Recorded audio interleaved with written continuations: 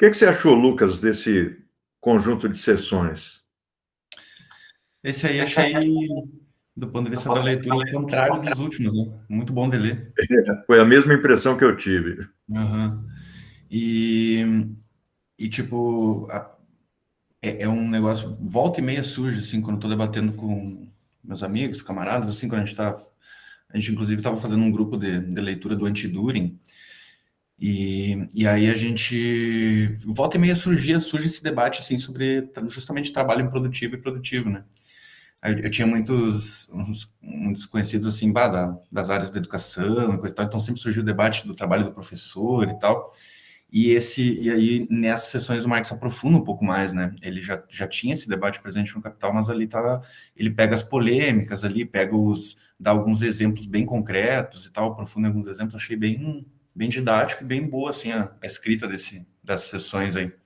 E aí, Pamela? Noite, gente. E aí, beleza? Tranquilo? A gente está começando a conversar, Pamela. O Lucas está expressando as primeiras impressões dele do texto, e ele falou uma coisa que eu compartilhei imediatamente.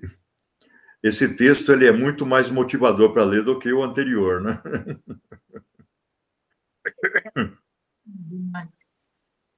É mais fácil e parece que acompanha o pensamento do Marx que a gente já estava discutindo, né? Não tem aquela confusão. A gente vê que ele não bate o martelo, né? Ele apresenta diferentes alternativas de concepção de trabalho produtivo e improdutivo.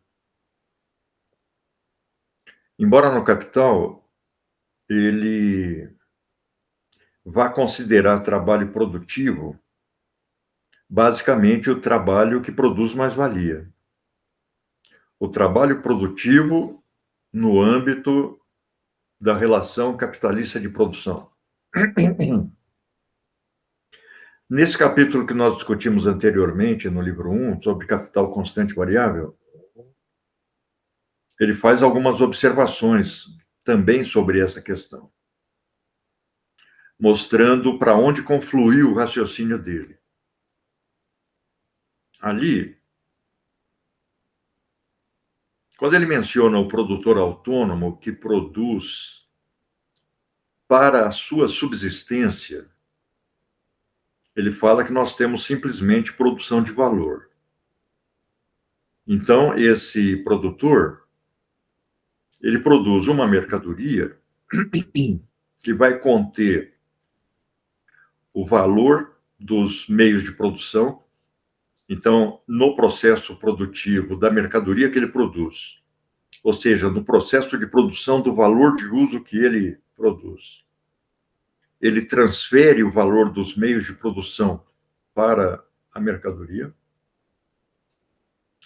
considerando que, de acordo com o meio de produção, essa transferência vai ser de um tipo ou outro. Na produção do fio, por exemplo, o algodão transfere completamente o seu valor para o fio, mas a máquina vai transferindo apenas fracionariamente o seu produto para o fio. E o trabalhador vai produzir também o necessário para suprir a sua subsistência. De tal forma que no processo de produção no processo genérico de produção de mercadorias,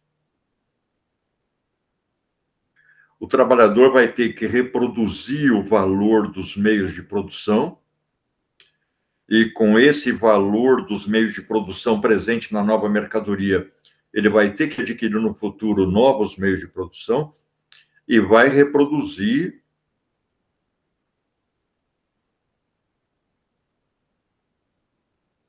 o que o Marx chamaria de a força de trabalho,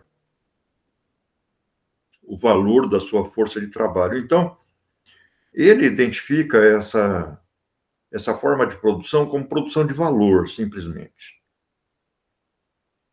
Quando ele confronta essa produção genérica de mercadorias desenvolvida por um produtor individual autônomo com a forma capitalista de produção, ele considera que, além do valor transferido dos meios de produção e do valor reproduzido da força de trabalho, ainda vai ter um acréscimo de valor, que é a mais-valia.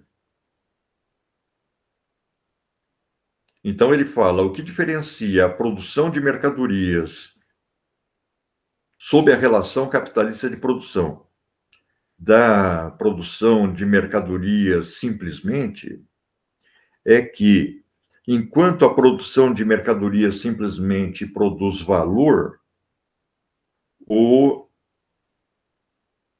a produção capitalista produz mais-valia. E aí ele vai considerar produtivo exatamente o trabalho que produz mais-valia. Mas aqui no texto, particularmente na primeira parte, ele vai discutir essa diferença entre o trabalho que produz mais-valia, o trabalho produtivo, e o trabalho que é despendido em renda, ou melhor, o trabalho que vai ser realizado como gasto de uma renda. Aí ele diferencia o operário da fábrica do serviçal doméstico. Eu achei muito importante o conjunto de observações que ele faz aí, embora não sejam homogêneas, sobre o trabalho do professor. E quando ele está discutindo produtivo e improdutivo, ele faz referências mais desenvolvidas do que em qualquer outra parte do Capital sobre o trabalho do professor. Então, para quem está na área de educação, essas sessões passam a ser muito importantes. Por exemplo, no Capital, ele tem uma observação passageira em que ele diz que, quando o professor trabalha para uma empresa privada, ele produz mais-valia, logo o trabalho dele é produtivo, mas não desenvolve. Fica nisso. Mas aqui ele dá muitas sugestões importantes adicionais, que pode abrir ainda mais o debate sobre a reprodução do valor da força de trabalho e o papel do professor nesse processo. Ou melhor, a reprodução da força de trabalho e o papel do professor nesse processo. Tem até ali escondido uma crítica, já que ele faz ali, dizendo que o próprio Smith já sabia o quanto, agora não lembro qual o termo que ele usa, mas que para a educação do operário era muito pouco o que entrava ali da educação na reprodução da força, né, dele, já reconhecendo que tipo, a educação dispendida começava a se formar no sistema público de ensino ali, já para os operários ela já era defasada, já era uma educação que embrutecia, assim, e tal, né? Pelo menos foi o que me pareceu.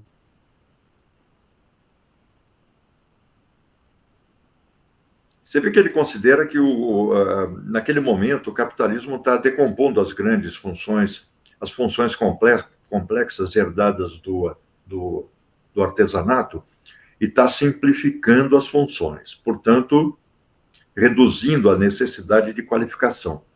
Mas, ao mesmo tempo, no Capital, ele considera que o desenvolvimento da fábrica cria novas funções, inventa novas qualificações complexas, específicas do trabalho fabril, né? Engenheiro, por exemplo, pessoa que faz a manutenção das máquinas, etc.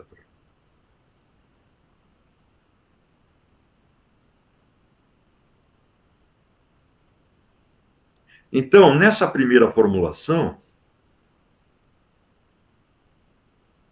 o trabalho produtor de mercadorias sob a relação capitalista de produção produz mais-valia. é produtivo.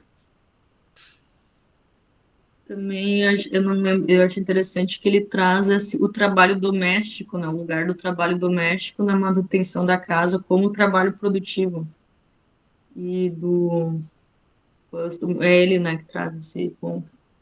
E outros trabalhos mais que ficam mais apagados, assim, não apagados, mas tem um.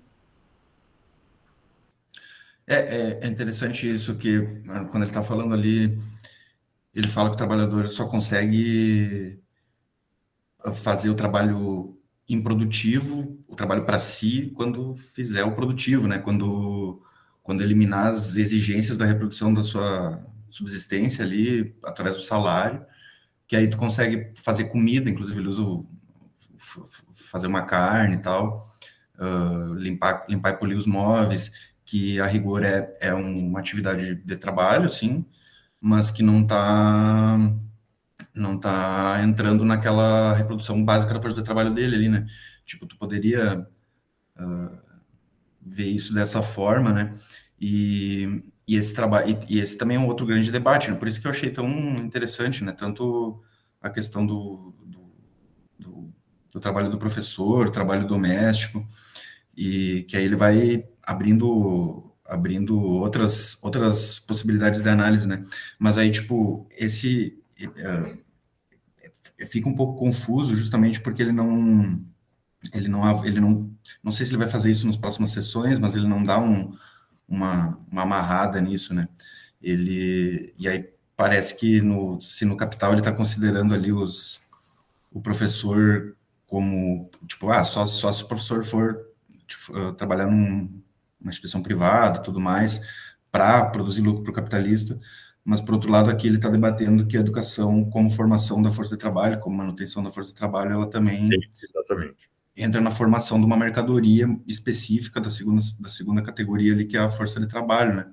Mas aí, tipo, não que seja uma exigência, né, ter uma amarração de todo esse debate, mas aí o cara serve para a gente refletir, assim, tipo, o papel que o trabalho doméstico ocupa agora na sociedade também, o papel do professor e tudo mais.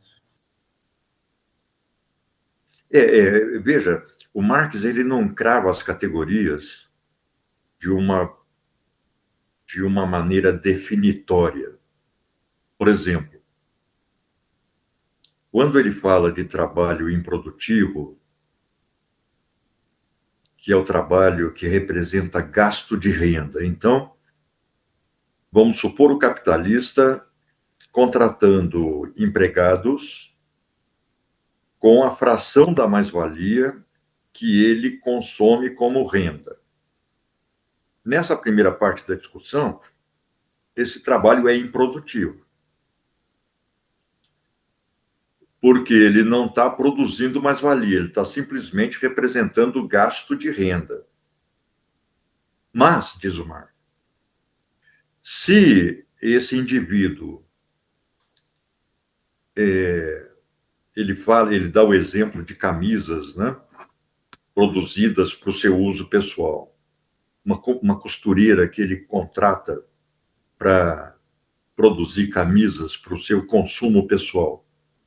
Se essas camisas são penhoradas, ou os móveis que ele mandou fabricar para o seu uso pessoal são penhorados, então esse trabalho que produziu o móvel se torna, por isso, trabalho produtivo, porque ele passa a produzir um acréscimo de valor.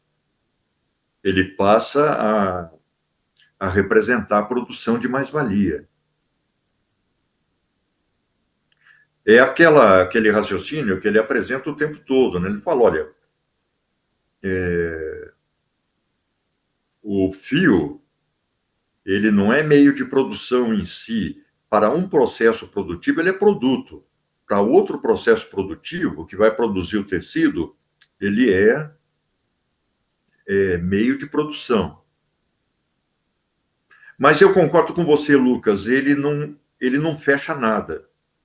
A impressão que dá, como no texto anterior que nós discutimos, um conjunto de textos anteriores que nós discutimos, que ele está simplesmente elaborando refletindo, ele está discutindo as questões sem uma elaboração que,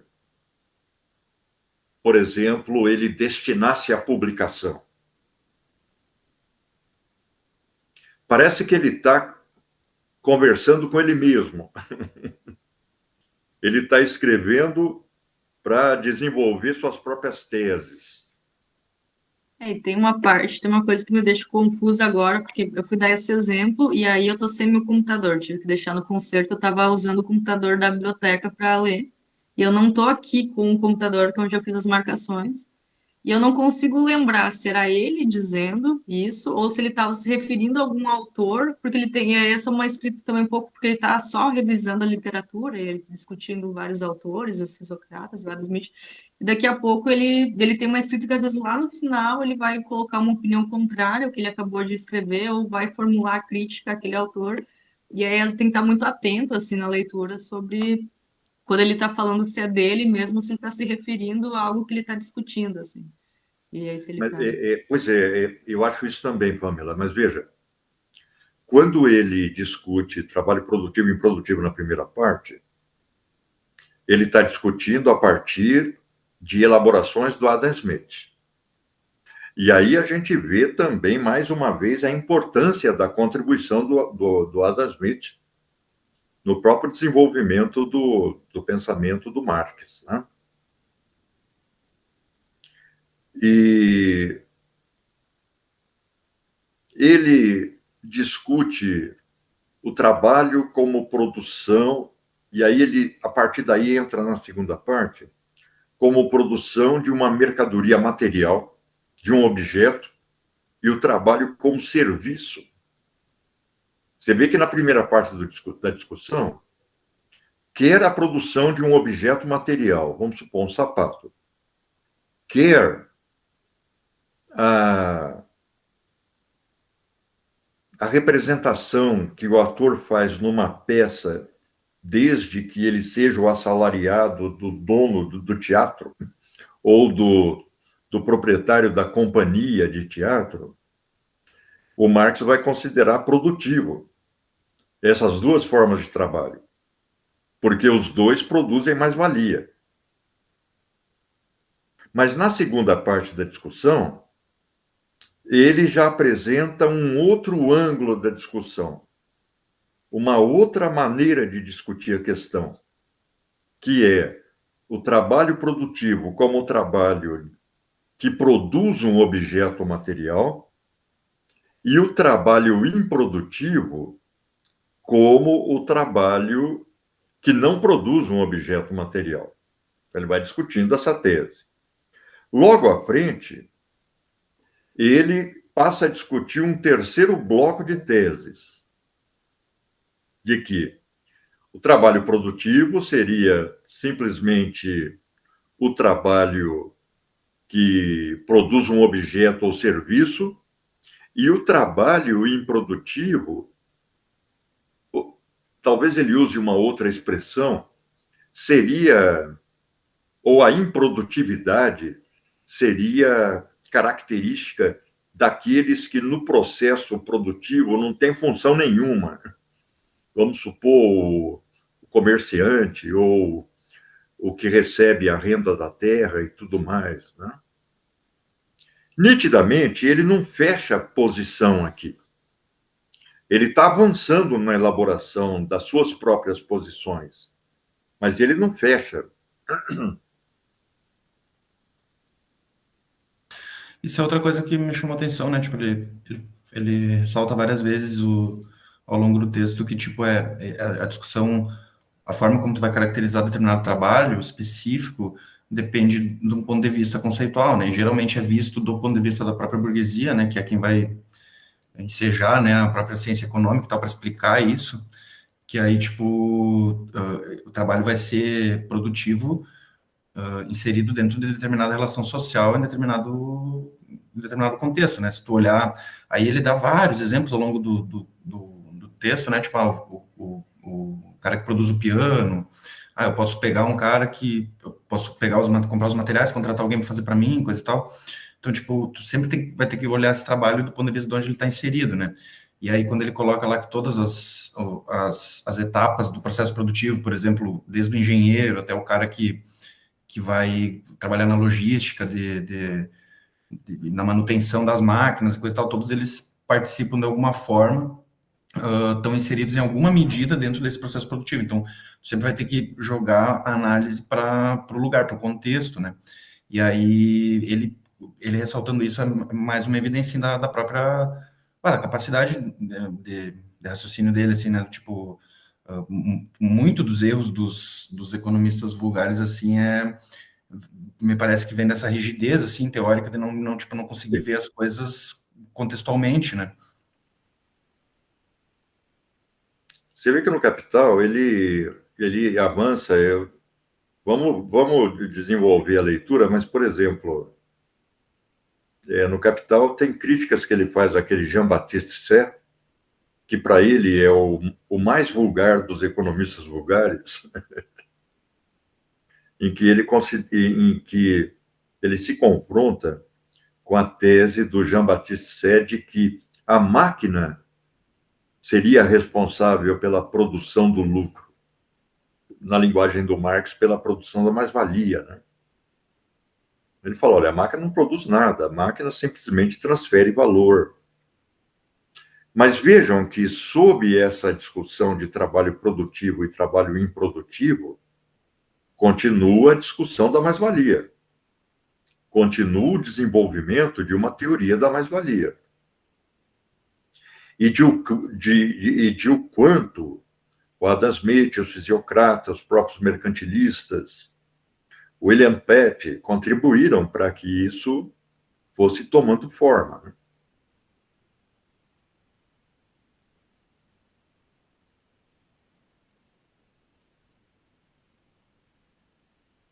Tem um trecho da tradução aqui em que o tradutor deu uma atenuada.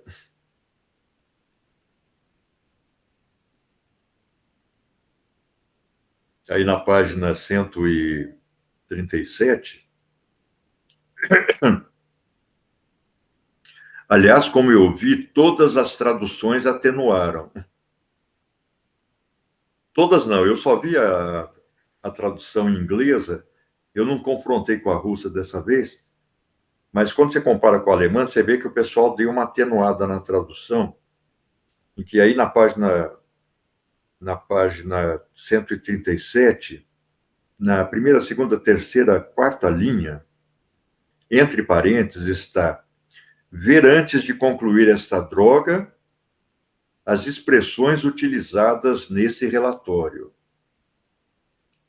Em alemão não está droga, está uma palavra que, em geral, é traduzida por droga nas dublagens. O Marx é muito mais explícito. Mas na tradução, na tradução para o inglês também, eles põem lá rubbish, que é esse lixo, essa porcaria, mas Scheiße literalmente é merda em alemão, né?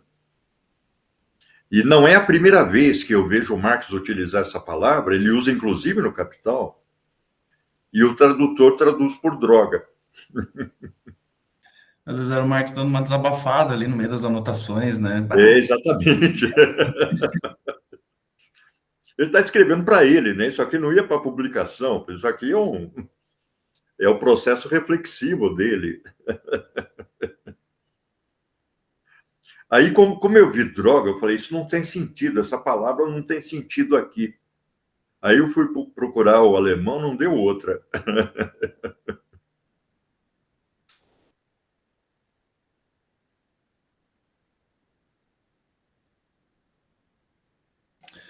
Uma coisa que eu achei interessante também é quando ele fala ali vai colocando ali os debates que estavam rolando sobre os setores ali de trabalhadores que, por vezes, eram colocados ali entre os improdutivos, né? Trabalhadores profissionais liberais, médico, advogado, coisa e tal, e como a própria relação de classes ali, né?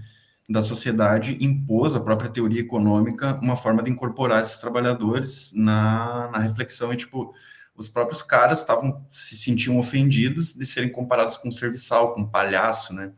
E aí, tipo, o próprio ambiente de classe parece que favoreceu que esse debate começasse a tomar um pouco mais de calor, assim, para, tipo, ser definido, né? Tipo, qual a participação que os caras têm na produção da riqueza do país, sendo, profissional que se formou, estudou, se dedicou e tal, não, o cara não quer ser chamado de improdutivo, né?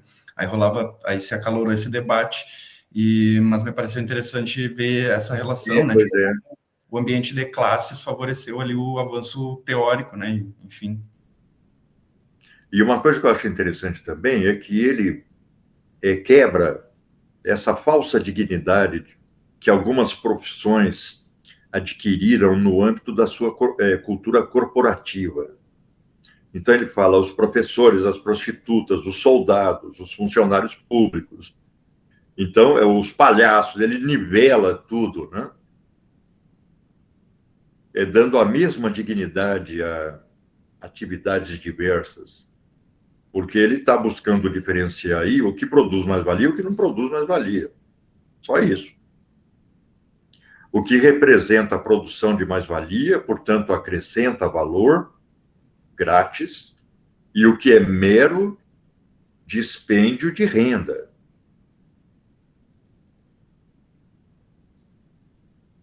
Eu acho interessante a maneira como Marx põe em movimento as categorias econômicas, porque elas vão mudando, né, de acordo com a sua função. As mesmas categorias adquirem um caráter diferente de acordo com a posição em que elas aparecem no processo, porque o mundo do Marx é um mundo relacional. Em certo sentido, eu acho que nós podemos considerá-lo um precursor da teoria da relatividade. Isso já está patente lá nas teses sobre Feuerbach, quando ele fala, olha, isso que a gente chama de essência humana, que era vista como algo metafísico, a alma, a natureza humana, etc., é basicamente o conjunto das nossas relações sociais. Nós somos o que nós fazemos. E nós só fazemos socialmente, né? No âmbito de relações sociais. Então, é esse mundo relacional, esse mundo de relações. Esse mundo de relações práticas. Esse mundo de relações sociais.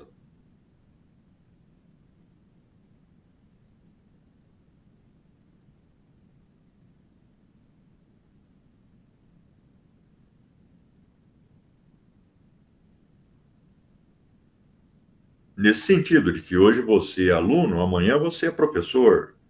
Ou seja, o mesmo indivíduo poderá protagonizar relações sociais diversas. Por exemplo, nós temos discutido uma nova política de formação de professores que considera que o estágio deva ser, de alguma forma, desenvolvido desde o primeiro semestre do curso de licenciatura. Então, claramente, o estudante que entrou agora no curso de licenciatura e saiu agora há pouco de um curso de ensino médio, ele passa muito rapidamente, ele vai ter que passar muito rapidamente de um lado para o outro do balcão. Então, ele sai da escola como estudante, ele tem uma visão da escola como estudante, e após as férias escolares e o início do curso universitário, ele já vai ser posto numa posição para, de alguma forma, ver o processo a partir do ângulo e participar do processo a partir do ângulo de visão do professor.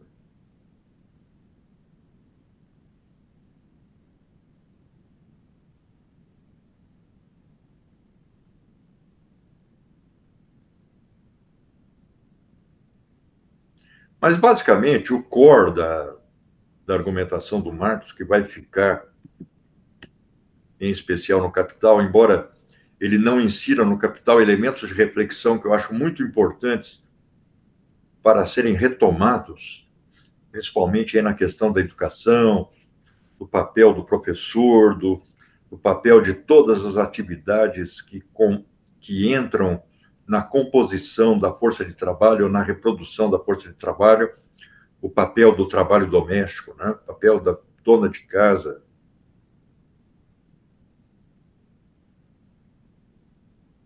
O papel dos serviços de saúde, das políticas de construção de habitação, saneamento básico, das políticas de redistribuição da massa tributária, como Bolsa Família e coisas do gênero, né? Claro, um elemento como Bolsa Família integra esse processo de reprodução da força de trabalho.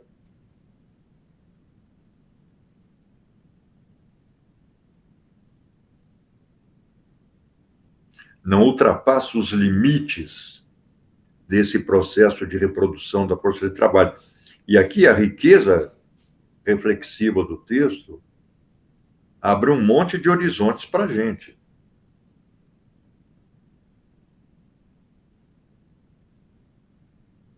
Você vê que os debates sobre educação, no âmbito dos marxistas, em geral, ficam naquela questão da escola politécnica, do ensino politécnico, etc., né?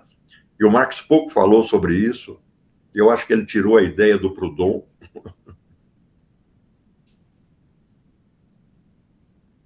Porque isso já está mais desenvolvido lá na filosofia da miséria,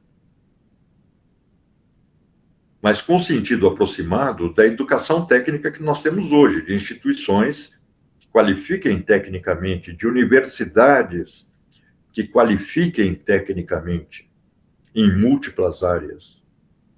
Vamos lembrar que a universidade anterior era uma corporação de ofício que discutia teologia, direito, no máximo medicina, e de repente as universidades têm que, de repente, entre aspas, as universidades têm que atender exigências de qualificação técnica complexa. Exige matemática avançada, física, química.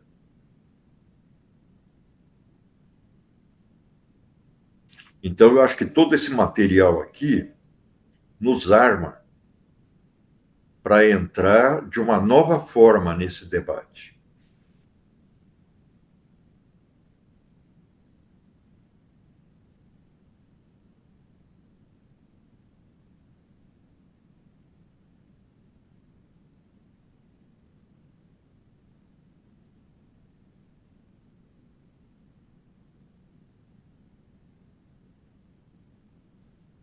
Ele fala, num determinado momento, ele escreve que o palhaço pode estar, o palhaço, né? O palhaço pode estar fazendo um trabalho produtivo se ele estiver trabalhando para alguém, para uma empresa, a partir daí produzindo lucro. Não sei se eu estou. E aí fica um pouco. Isso é interessante em discutir com o pessoal do teatro. Eu estava discutindo que eu tive uma turma do teatro esse semestre. E na última aula do semestre, eu estava levantando essa questão. A gente estava discutindo a BNT, na verdade, porque a BNT na universidade parece que é uma força da natureza, como a física e a química, os astros, é algo dado, imutável, que ninguém pode questionar. Fala em ABNT, parece que é uma vaca sagrada. Aí, como essa discussão começou na turma, muito em função do látex que eu estava desenvolvendo, eu comecei a procurar dados sobre a ABNT, no próprio site da ABNT, deixando a ABNT falar por ela mesma. E quando ela fala do seu histórico, ela fala que foi criada em 1941 e imediatamente reconhecida pelo governo federal. Aí você vai ver o governo federal em 41, é o Estado Novo. Eu dei uma relida na Constituição de 37 e a gente vê que ela incorpora traços do fascismo. Isso, claro, está até nos livros de história do ensino fundamental, mas ela foi elaborada com base na Constituição polonesa da época, que, por sua vez, tinha sido elaborada com base na Constituição fascista italiana. O fascismo italiano organizou uma grande corporação como órgão de governo que juntava. Tem uma crítica do Togliatti sobre isso, por exemplo, que juntava organizações patronais e de trabalhadores no mesmo órgão. Era aquela política corporativista de conciliação de classe. Então, a corporação medieval, a corporação fascista, ela incorpora política e ideologicamente traços da corporação medieval, de ofício, mas juntando as classes do capitalismo, tentando juntar na mesma organização as classes sociais produzidas pela sociedade capitalista através das suas organizações representativas. Estas, por sua vez, também, em grande medida, demarcadas pela própria ação do Estado, como os sindicatos de trabalhadores, em sua dependência do Ministério do Trabalho naquele período. E a Constituição de 37 cria uma corporação similar no Brasil. Nós teríamos que ver em que medida ela teve existência concreta e influiu no cenário político e econômico, um Conselho da Economia Nacional, um órgão paralelo ao Congresso, de interação, subsídio e aconselhamento do Congresso, etc. E a Constituição de 37, incorporando o caráter de corporação medieval de ofício dessas modernas corporações fascistas, tem um papel basicamente regulamentar. Esse Conselho da Economia Nacional deveria regulamentar toda a atividade econômica. Era um papel de normatização, era um papel de criação de normas para cada atividade. E é nesse contexto que é criada e legitimada a ABNT. Então, a ABNT faz parte do entulho do Estado Novo. É claro que ela se refuncionalizou, se desenvolveu novas linhas de trabalho, mas no cerne da ABNT está aquele normativismo da corporação fascista. Aí eu estava discutindo também com o pessoal da história que isso, em certa medida, é incompatível com a economia capitalista, porque a economia capitalista é uma economia de inovação permanente, de mudança tecnológica, portanto, de quebra de regras, de transformação permanente dos processos. Você vê que o Marx, já no manifesto, ele fala, olha, a empresa capitalista é a revolução permanente, o processo de produção capitalista é a revolução permanente, e não tem revolução compatível com um mundo normatizado. Tudo isso a propósito de um trabalho em látex e que alguém lá levantou. Mas isso é compatível com a regra da ABNT? E por que não seria? Ou é, não é, mas por que não seria? Mas aí, discutindo com o pessoal do teatro, eu citei o Don Quixote. Eu falei, você vê que no Don Quixote, o Cervantes, ele lamenta um pouco que o teatro da época dele já não estava sendo feito de acordo com as regras estéticas, as melhores regras da produção de peças teatrais, que eram determinadas pelo paradigma da poética aristotélica. E o que estava acontecendo com o teatro? E aí aparece lá no Don Quixote o pessoal do teatro dizendo, os donos de companhia, que eram chamados de representantes, dizendo, olha, nós temos que fazer peça para o pessoal rir, porque senão ninguém vem. E nós não vamos conseguir pagar a organização da peça, né? Então já era o teatro sendo subordinado às relações de mercado. As relações de mercado chacoalham tudo. E o papel da ABNT é o contrário dessas relações de mercado subordinadas às relações capitalistas de produção, que ficam implodindo todos os esquemas o tempo todo.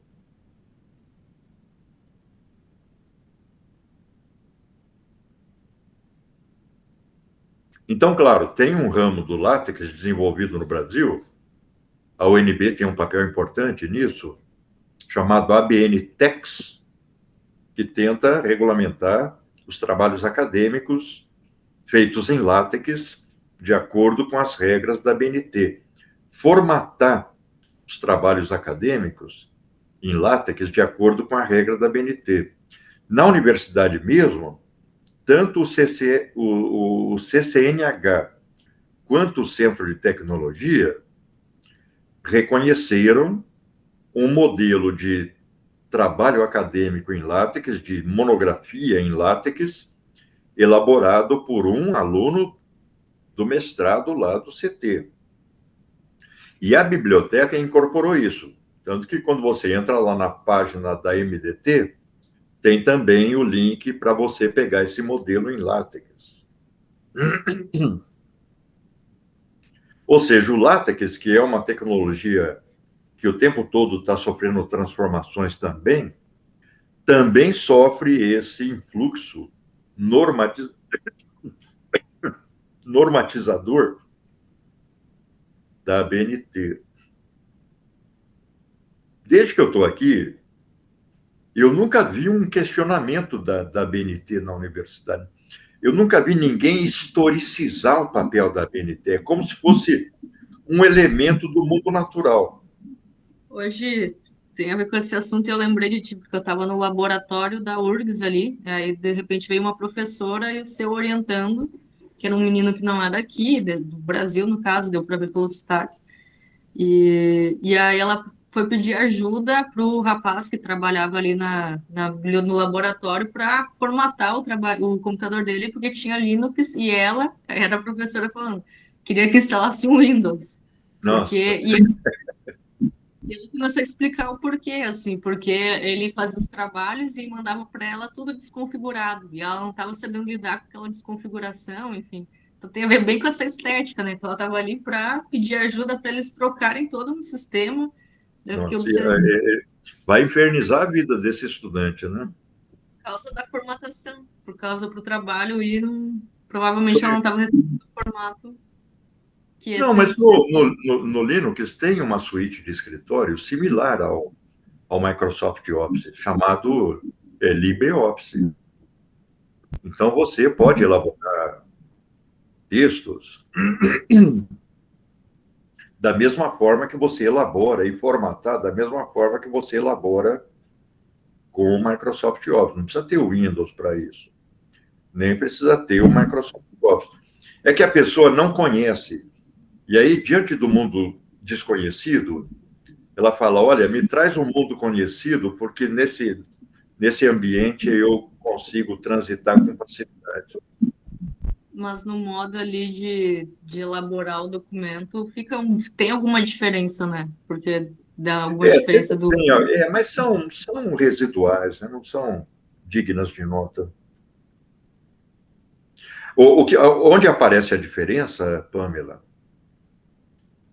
pode ser assim, no momento em que ele manda o arquivo dele, elaborado exatamente de acordo com as regras da BNT, mas feito no LibreOffice.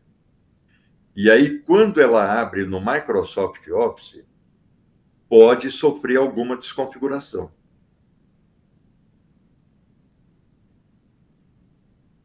Mas se você fizer no LibreOffice e imprimir, sai exatamente igual ao do Microsoft Office. Margens, parágrafos, o tipo de fonte escolhido e outros elementos de formatação. Dá para fazer igual. Em grande medida é o conhecimento, né? Imagino que seja essa, porque se tu sai de um programa e passa para outro, se tu baixar do Google Docs, você vai baixar pro Microsoft ali, pro Word, né? Vai dar uma diferença, assim. Pode dar sim. É quando você abre um arquivo do Word no LibreOffice e vice-versa, pode dar alguma desconfiguração. Quer dizer, você trabalha de modo idêntico neles, você pode imprimir arquivos de modo idêntico, mas quando você tenta abrir um no outro, aí pode ocorrer um desvio.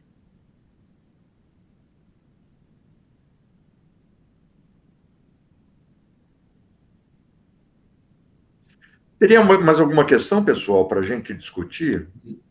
Claro, a discussão ela pode avançar. Eu acho que nós temos que inserir isso aqui na nossa agenda. Por exemplo, para discutir reprodução da força de trabalho, quando a gente está discutindo o capital.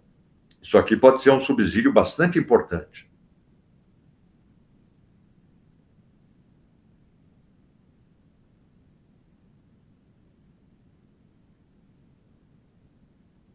Para mim é isso.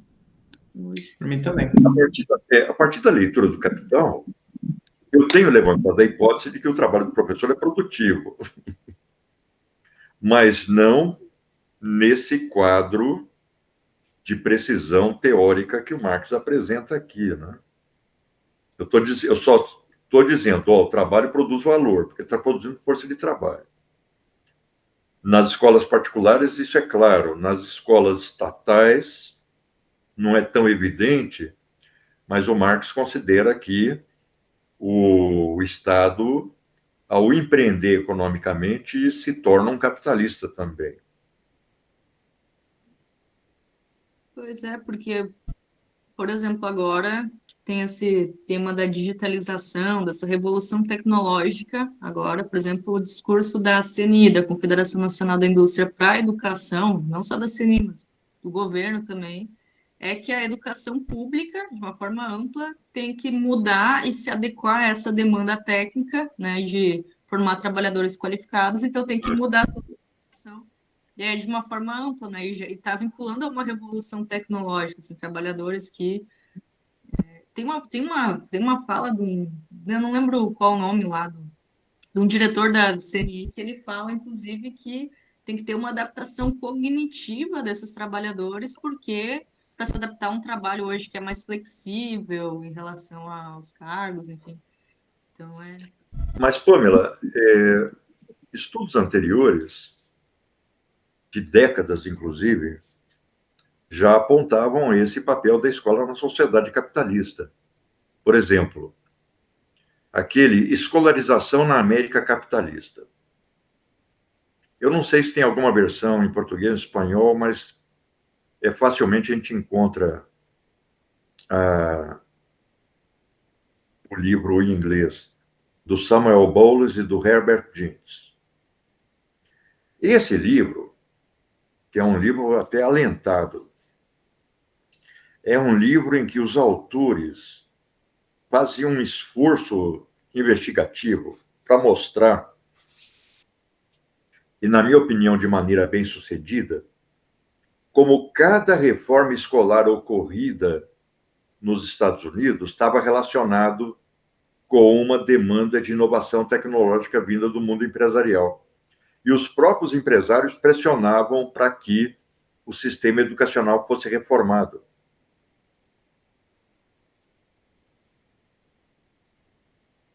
Ou seja, a escola não tem uma dinâmica de desenvolvimento interno próprio autônomo.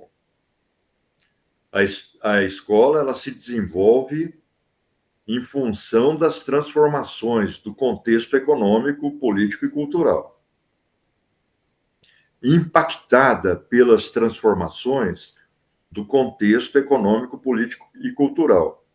Mas ela não incorpora com flexibilidade e facilidade essas novas demandas. Na medida em que o trabalho dos professores se rotiniza e se transforma em hábito, na medida em que os currículos podem perdurar por algum tempo, eles geram uma cultura que podem tornar a escola, até certo ponto, resistente e pouco permeável à mudança. Mas ela vai ocorrer mais cedo ou mais tarde. Aquele Seymour Papert, que é um pioneiro no uso de programação para a educação infantil e que, inclusive, colaborou com Piaget, chegou a participar de debates e projetos conjuntos com o Piaget. 30 anos depois do início do trabalho dele, numa palestra que ele fez online, mas foi transcrita, eu li numa publicação que está na biblioteca da UFSM, mas depois eu nunca mais consegui localizar essa publicação. E ele estava fazendo essa palestra para um congresso que estava ocorrendo em Portugal, e ele dizendo, olha, 30 anos depois, eu vejo que o sistema escolar ainda é muito resistente à incorporação da tecnologia da informação. Até ele chama de tecnologia digital. Ele fala, a tecnologia digital é intrinsecamente revolucionária, mas a escola não se deixa transformar por ela.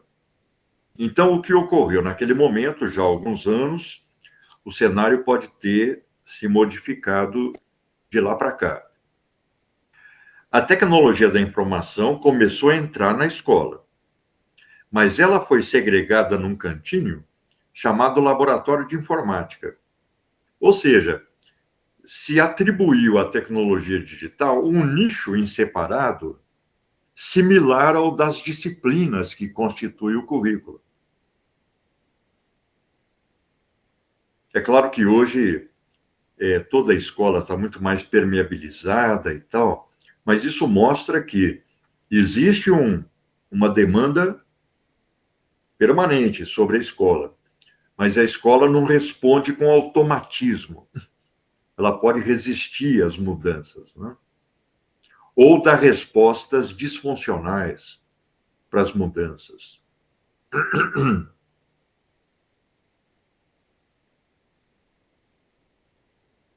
Mas eu acho muito importante esse trabalho do Bowles and Jeans. Em inglês é Schooling in Capitalist America.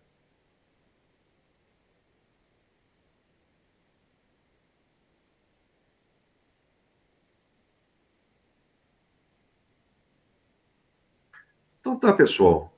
Acho que podemos ficar por aqui. Nos vemos na próxima quarta. Tá legal a leitura. Acho que nós vamos terminar logo esse primeiro livro. Uhum. Do Até Teoria. mais. Falou. Ô, Pamela, antes de você ir embora,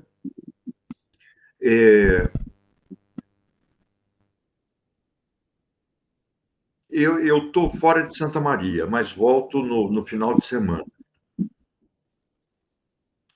E uma hora que você vier para Santa Maria, vamos conversar.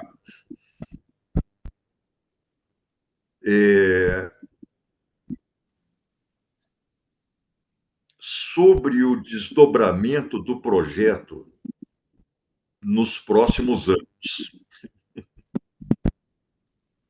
Porque tanto o prazo do projeto atual, quanto o meu prazo pessoal na universidade estão chegando ao limite. Então, vamos discutir se e como, sendo o caso, a gente poderia pensar a continuidade desse projeto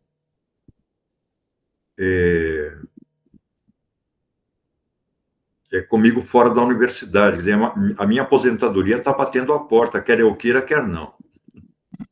Quando é que tu tem que se aposentar? Olha, Pamela, não vai demorar mais que um ano. No máximo um ano e meio. Uhum. E aí, dependendo do...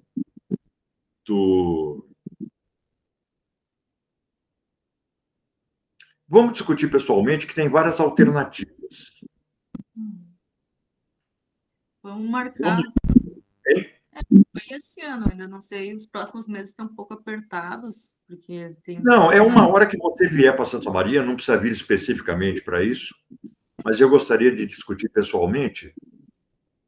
Aí, dá uma passada em casa, eu te sirvo um vinho, a gente joga um gamão para variar, e a gente conversa mais ou menos longamente sobre o desdobramento, né? Tem várias alternativas que eu acho que podem ser promissoras.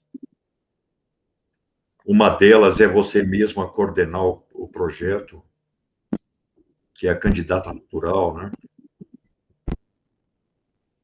Mas vamos discutir isso. Certo. Aí, quando você vier para Santa Maria, dá um toque e a gente marca um encontro. Não, é uma vez por outra. Ótima ideia. Porque aí a gente conversa pessoalmente. Depois te levo em casa. Agora minha esposa tem lá um carrinho, eu deixo na porta de casa. A gente combina. Falou, Pamela. Se cuida. Mas não é uma coisa, não é sangria também. Pode ser daqui a 15 dias, 20 dias, um mês, 2 meses, 3 meses. Sim. Não. Esse ano eu vou para Santa Maria, está acabando o ano já, né? Daí a gente marca. Eu te aviso com antecedência, para ficar mais fácil de marcar. Tá legal, certo. Como isso já está gravado, já mais ou menos se torna público, né? Gravar. Sim. Continuar. A gente conversa, explica melhor também o que tu está pensando para tua aposentadoria e, enfim, se tu pretende continuar. Exatamente. Tá. Porque o tempo passa e passa rápido. Tem passado rápido. Falou, Pamela. Beijo. Boa noite. Então a gente vai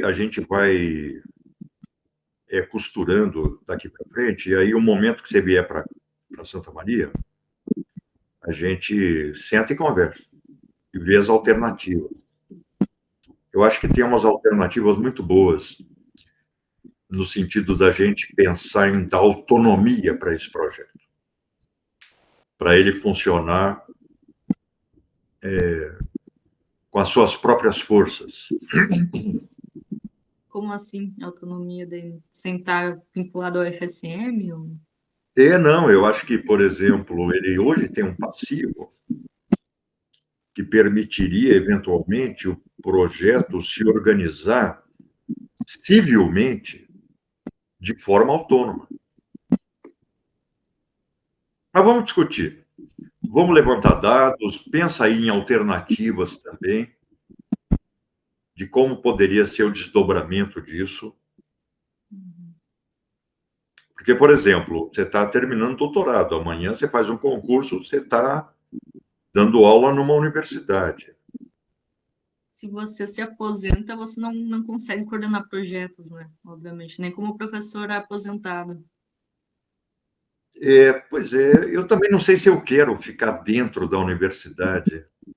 Talvez seja legal a gente pôr esse projeto no relento da vida política para ver como ele se desenvolve. Isso é uma possibilidade. Porque veja, Pamela, eu acho que essa iniciativa do YouTube, que começou por uma sugestão sua e até despretensiosa, mostra que o projeto tem alguma fecundidade cultural, política, e talvez possa sobreviver fora e à revelia da universidade, num projeto político. certeza.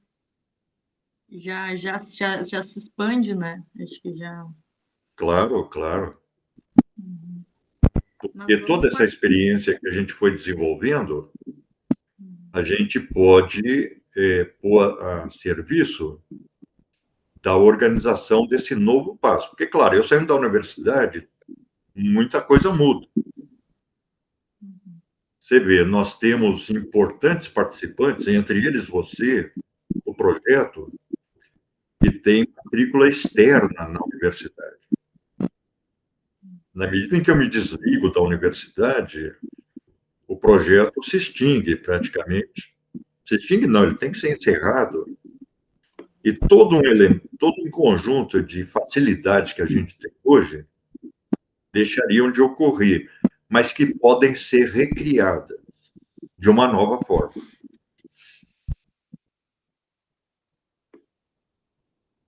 Você viu, por exemplo, que aquela primeira edição do Manifesto em alemão, ela foi publicada por uma sociedade educativa de trabalhadores, uma coisa assim, né? Uma organização civil. E Vamos acho que pensar. vamos pensar. Eu ia perguntar só se tem algum exemplo de alguma coisa que mudaria drasticamente o projeto se desvinculando da universidade, assim, se tem algo que a gente não poderia fazer. Não, formalmente a gente poderia continuar a fazer tudo.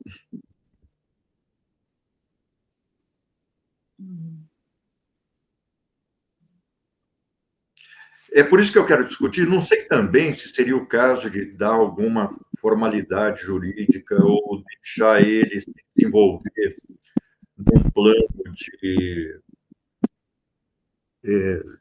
Talvez a palavra não seja certa, né, de espontaneidade ou de iniciativa dos seus próprios participantes, né?